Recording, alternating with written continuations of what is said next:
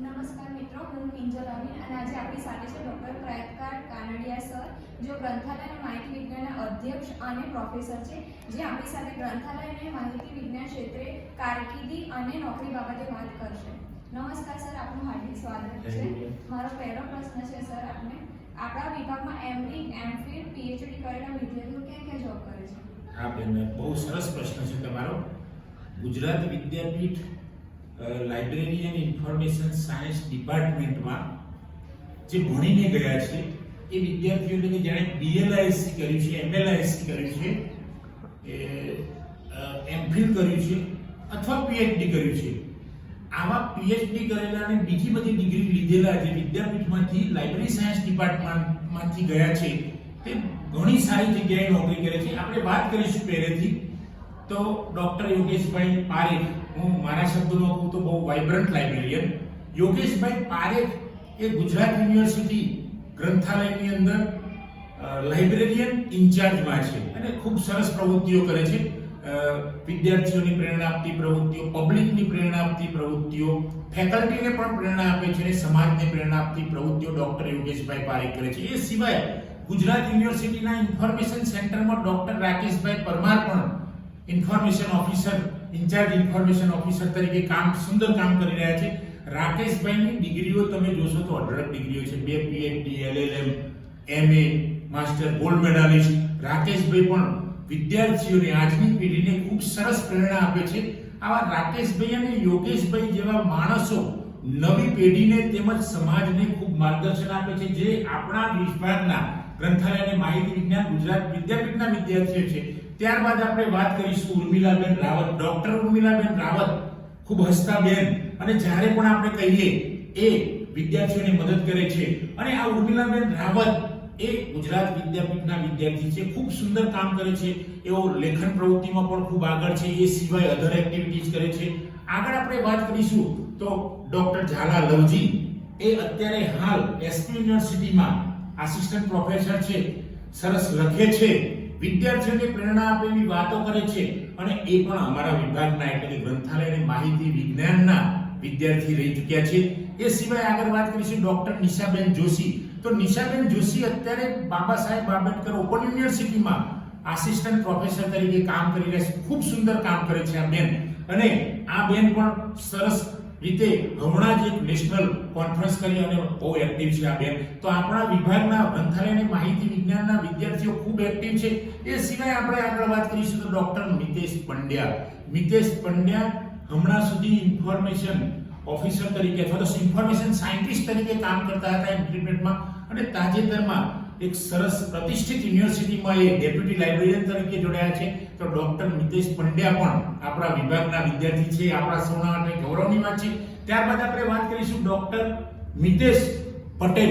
તો મિતેશ પટેલ છે એ સરકારી જિલ્લા પુસ્તકાલયમાં લાઇબ્રેરિયન તરીકે કામ કરે છે. અને ખૂબ હિંમતવાળો વિદ્યાર્થી, નિષ્ઠાવાન વિદ્યાર્થી, અને જે ધ્યેય નક્કી કર્યો એમણે પાર પાડ્યો. અહીંયા ભણવા આવેલા ત્યારે એમણે કહ્યું કે સર હું લાઇબ્રેરિયન બનીશ, પછી જ ગામડે જઈશ, અને એમણે ગોલ ધ્યેય સિદ્ધ કર્યો. તો મિત્રો આવા ઘણા વિદ્યાર્થીઓ જે વિભાગના છે.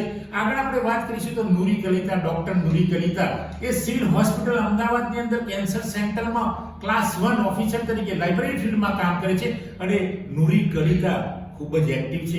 જ્યારે પણ અમારા વિભાગમાં એમને બોલાવીએ તો વિદ્યાર્થીઓને મોટિવેશન આપવા આવે છે. આ બધા જ વિદ્યાર્થીઓ, આગળ મેં વાત કરી રાકેશભાઈ, યોગેશભાઈ, એ બધા જ વિદ્યાર્થીઓ અહીંયાના ભૂતપૂર્વ વિદ્યાર્થીઓ છે અને વિદ્યાર્થીઓને પ્રેરણા આપવા માટે ગમે ત્યારે અમે કહીએ તો એ આવે છે. તો મિત્રો આવા વિભાગના વિદ્યાર્થીઓ છે. ડોક્ટર રશ્મિબેન. રશ્મિબેન રાજકોટ દૂરદર્શન કેન્દ્રમાં લાઇબ્રેરિયન તરીકે કામ કરે છે. એ અમારા વિભાગમાં હમણાં જ પીએચડી કરી એમણે. એ પણ ખૂબ જ હોશિયાર બેન છે. જ્યારે પણ વિભાગને મદદ જોઈએ, ઉચ્ચ હોદ્દા પર છે છતાંય પણ નિરાભિમાની, અને કોઈ પણ વિદ્યાર્થીને જોઈએ, માહિતી જોઈએ તો એ પૂરી પાડે છે. આગળ વાત કરીશું હિનાબેન. તો હિનાબેન પણ કલોલમાં સારી એવી એક યુનિવર્સિટીમાં, સેલ્ફ ફાઇનાન્સ યુનિવર્સિટીમાં સારા પેકેજ સાથે જોબ કરે છે. મિત્રો એવું નથી કે જે ગવર્નમેન્ટમાં કામ કરે છે એમને સારું પેકેજ મળે છે, પણ જે સેલ્ફ ફાઇનાન્સમાં ખાનગી ક્ષેત્રે કામ કરે છે એમને પણ સરસ પેકેજ મળે છે. તો આ ખાસ ધ્યાન રાખવાની. આગળ આપણે વાત કરીશું જાગૃતિ પટેલ. જાગૃતિ પટેલ બાયડની અંદર બીએડ કોલેજની અંદર લાઇબ્રેરિયન તરીકે કામ કરી રહ્યા છે, પણ સુંદર કામ કરે છે. એ રીતે ડોક્ટર અજીત પ્રજાપતિ અમારા વિભાગના વિદ્યાર્થી, એ પણ ખૂબ સરસ લખે છે. ઘણી બધી વિદ્યાર્થીને મોટિવેશન મળે એવી પ્રવૃત્તિઓ કરે છે. તો આવા મિત્રો આગળ વાત કરીશું તો જે વિદ્યાપીઠમાં જ ભણેલા છે અને વિદ્યાપીઠના ગ્રંથાલયમાં નોકરી કરે છે એવા મિત્રો છે doctor Atul Akbari, information scientist, Gujarat વિદ્યાપીઠમાં છે.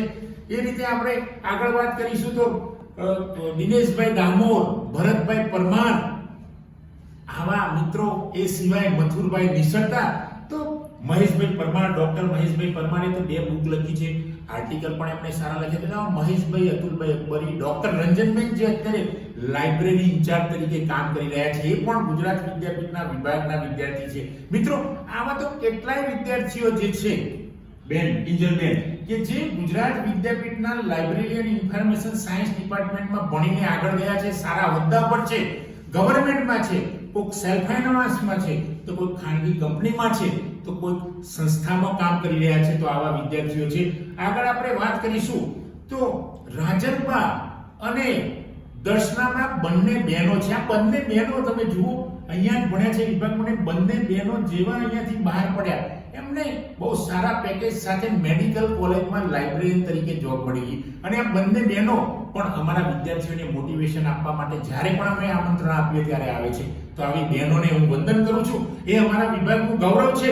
આગળ વાત કરીશું આપણે કોમલ પંડ્યા અને જયકૃષ્ણ પંડ્યા, બંને ભાઈ બહેન છે જે અમારા વિભાગમાં ભણ્યા છે અને એમણે પણ એક સરસ ઇતિહાસ બનાવ્યો છે. કોમલ પંડ્યા અત્યારે શ્રેયાંશ ફાઉન્ડેશનમાં જોબ કરે છે, એમના ભાઈ પણ કોલેજમાં, સારી કોલેજમાં જોબ કરે છે, જયકૃષ્ણ પંડ્યા. આ બંને ભાઈ બહેન પણ વિદ્યાર્થીઓને મોટિવેશન આપે છે અને ખાનગી ક્ષેત્રે કામ કરે છે, છતાં પણ સારા પેકેજ સાથે કામ કરે છે અને એના કારણે વિદ્યાર્થીઓને મોટિવેશન મળે છે. એ સિવાય ડોક્ટર દિગ્વિજયસિંહ જે બિલીમોરા કોલેજમાં કામ કરે છે, જે અમારા વિભાગના વિદ્યાર્થી કોલેજની અંદર લાઇબ્રેરી સારું પેકેજ મેળવે છે. એ જ રીતે આગળ આપણે વાત કરીશું ધર્મિષ્ઠા ડાંગર. ધર્મિષ્ઠા ડાંગર અત્યારે હાલ અમારા વિભાગમાં પીએચડી કરી રહ્યા છે. ખૂબ જ એક્ટિવ બેન, કોઈ પણ કામ હોય, વિદ્યાર્થીના લગતું હોય, કોઈ પણ કામ હોય તે કામમાં મદદ કરે છે અને એ પણ સેલ્ફ ફાઇનાન્સ ઇન્સ્ટિટ્યૂટમાં કામ કરે છે, છતાં પણ બહુ સારા પેકેજ સાથે કામ કરે છે અને નવી પેઢીને વિદ્યાર્થીઓને મોટિવેશન આપે છે. કિંજલબેન નાના જે વિદ્યાર્થીઓ જે જુનિયર બીએલઆઈએસસી એમએલઆઈએસસી કરતા હોય એમને ખૂબ સરસ પ્રેરણા આપે છે આ બેન ધર્મિષ્ઠા બેન. એ જ રીતે આપણે વાત કરીશું ભાવિની બેન ત્રિવેદી. એ પણ અમારા વિભાગમાં બીએલઆઈએસસી એમએલઆઈએસસી કરેલા અને અત્યારે અહીંયા પીએચડી કરી રહ્યા છે એવા ભાવિની બેન ત્રિવેદી રેમ ઇન્સ્ટિટ્યૂટ અમદાવાદમાં જોબ કરે છે અને એ પણ બહુ સરસ મોટિવેશનનું કામ કરે છે. મનુભાઈ સરકારી ખાતામાં કામ કરે છે. એ જ રીતે આપણે વિપુલભાઈ ખાંડ હમણાં જ ગયા વર્ષે બહાર પડ્યા અને વિપુલભાઈ ખાંડ એક સારી સંસ્થામાં કામ કરી રહ્યા છે. આ જ રીતે આપણે વાત કરીશું તો રિંકલબેન પારુલ જેવી પ્રતિષ્ઠિત યુનિવર્સિટીમાં કામ કરી રહ્યા છે અને એ પણ બેન હમણાં જ બહાર પડ્યા હતા અને એ સરસ કામ કરી રહ્યા છે. તો મિત્રો આવા છે અમારા વિભાગના વિદ્યાર્થીઓ જે અલગ અલગ જગ્યાએ કામ કરી રહ્યા છે અને અમારા નવા વિદ્યાર્થીઓને ન્યૂ જનરેશનને એ મોટિવેશન પૂરું પાડે છે. મારા સવાલનો જવાબ સરે બહુ સુંદર રીતે આપ્યો. સર મારો બીજો સવાલ છે કે આ જે આપણા લાઇબ્રેરી ફિલ્ડ છે એમાં સ્પર્ધા કેવી છે? જો બેન કિંજલબેન હું વાત કરું, લાઇબ્રેરી ફિલ્ડમાં બીજા બધા ફિલ્ડની કમ્પેરિઝનમાં ઘણી ઓછી સ્પર્ધા છે. ઘણા ઓછા વિદ્યાર્થીઓ બહાર પાડે છે, એમને જોબ મળી જાય છે અને જે મહેનત કરે છે, ખૂબ મહેનત કરે છે એને જોબ મળે છે. એટલે સ્પર્ધા પ્રમાણમાં જોઈએ. બીજા બધા ફિલ્ડ અથવા તો જે બીજી સ્પર્ધાત્મક પરીક્ષાઓ છે એના કરતાં આની અંદર સ્પર્ધા ઓછી છે, દેખીતી વસ્તુ છે. હવે મારા સવાલનો જવાબ સરસ આપ્યો. સર મારો ત્રીજો સવાલ છે ગ્રંથાલય અને માહિતી વિજ્ઞાન વિશે લોકોની જાણકારી કેવી છે? હા બેન, બહુ સરસ પ્રશ્ન છે. સમાજની અંદર ગ્રંથાલય અને માહિતી વિજ્ઞાન વિશેની જાણકારી ખૂબ ઓછી છે એવું લાગે છે. જેને છે એ તો આવીને આગળ નીકળી ગયા છે, પણ બહુ ઓછા માણસો જાણતા હોય છે ગ્રંથાલય અને માહિતી વિજ્ઞાન ક્ષેત્ર વિશેની, કે આની અંદર સરસ જોબ છે, આની અંદર સારી ઓપોર્ચ્યુનિટી છે. ખૂબ ઓછા માણસો જાણે છે. એટલે મિત્રો આપ સૌને હું કહું છું જે આ વિડીયો જોશો એમને કે આવો ગ્રંથાલય અને માહિતી વિજ્ઞાન વિભાગમાં. ત્યાં આગળ તમે એમએલઆઈએસસી કરો, પીએચડી કરો, નેટસ્લેટ કરો, જેઆરએફ કરો અને ખૂબ સરસ કારકિર્દી ઘડો. જો આપ આના વિશે અમારા વિડીયો જોયા પછી જાણશો તો તમને ખબર પડશે કે ભાઈ આ ફિલ્ડમાં બહુ સરસ માહિતી મળે છે, બહુ સરસ નોકરી મળે છે, નોકરી અને રોજગારીની તકો ઉત્તમ છે. સર મારો ચોથો સવાલ છે ગ્રંથાલય અને માહિતી વિજ્ઞાન વિશે લોકોની માન્યતા કેવી છે? ગ્રંથાલય અને માહિતી વિજ્ઞાન વિશે લોકોની માન્યતા એવી છે કે ગ્રંથાલયમાં કેવી રીતે નોકરી મળે, આમાં શું કામ કરવાનું હોય? ના, એવું નથી મિત્રો. ગ્રંથાલય અને માહિતી વિજ્ઞાનના વિશેની આ માન્યતા ખોટી છે. લાઇબ્રેરિયન એટલે પ્રોફેસર જેવો જ ગણાય, કારણ કે એને બધા જ વિષયનું જ્ઞાન હોય છે લાઇબ્રેરિયનને. તો લાઇબ્રેરિયન એટલે key of all subject and master of librarian information science. એટલે લાઇબ્રેરિયન વિશે અંડર એસ્ટિમેટ ના કરાય, આ કોર્સ વિશે પણ અંડર એસ્ટિમેટ ના કરાય, કારણ કે આ કોર્સ એટલો સરસ છે કે તમને રોજગારીની તકો ખૂબ પૂરી પાડશે. તમે ખાનગી ક્ષેત્રે પણ કરશો, સંસ્થામાં પણ નોકરી મળશે. એ સિવાય ઘણા બધા ક્ષેત્રો છે જે આગળ પણ આપણે ચર્ચામાં નિશાબેન જોડે વાત કરેલી. સર, મારો 5મો સવાલ છે કે આ કોર્સ કરવા માટે શું કરવું જોઈએ? હા બેન, આ કોર્સ કરવા માટે, પ્રવેશ મેળવવા માટે, આમ તો આ બાપુ સ્થાપિત સંસ્થા છે. આની અંદર ગાંધી વિચારોથી સજ્જ વિદ્યાર્થી થઈને બહાર નીકળે છે. પણ જો એનો પ્રવેશ મેળવવો હોય તો લગભગ માર્ચ મહિનાના અંત સુધીમાં આની જાહેરાત આવી જાય છે અને તમે www.gujaratvidyapith.org પર જઈને ક્લિક કરશો પ્રવેશ અથવા તો એડમિશનમાં, તો ત્યાં તમને સમગ્ર માહિતી મળી રહેશે અને ત્યાં તમે ફોર્મ ભરી શકો છો મિત્રો. અને આ બાપુ સ્થાપિત સંસ્થાની અંદર તમે જોશો તો જબરજસ્ત તમને કામ મળી રહેશે અને તમે હાર્ડ વર્કર બનશો કુદરતી રીતે. તમે અહીંયા મને વિદ્યાપીઠનું એટમોસ્ફિયર એવું છે કે જે પણ વિદ્યાર્થી આવે છે એ પોતે એક્ટિવ થઈ જાય છે, કારણ કે અહીંયાના સંસ્કારો, અહીંયાની જે વાતાવરણ છે એને જોઈને જ વિદ્યાર્થી ખૂબ સુંદર કામ કરતો થઈ જાય છે, એનું આખું કલ્ચર બદલાઈ જાય છે. સર, મારો છેલ્લો સવાલ છે કે તમારે વિદ્યાર્થી વિશે શું કહેવું છે આ ફિલ્ડના? આ ફિલ્ડના વિદ્યાર્થીઓ વિશે મારે એવું જ કહેવું છે કે ગુજરાત વિદ્યાપીઠ ગ્રંથાલય અને માહિતી વિજ્ઞાન વિષયમાં જે વિદ્યાર્થીઓ ભણીને જાય છે, અત્યાર સુધીનો મારો અનુભવ છે કે વિદ્યાર્થી અહીંયા આવ્યો હોય વિદ્યાપીઠમાં તો એ પહેલા એને કદાચ બોલવામાં પણ મુશ્કેલી રહેતી હોય છે, લખવામાં રહેતી હોય છે, પ્રેઝન્ટેશન કરવામાં મુશ્કેલી. પણ જો વિદ્યાપીઠમાં એકવાર એ વિદ્યાર્થી આવી જાય છે તો સમૂહ જીવનથી તૈયાર થઈ જાય છે, ગ્રંથાલયમાં જઈને ક્લાસિફિકેશન કેટલોગિંગથી તૈયાર થઈ જાય છે.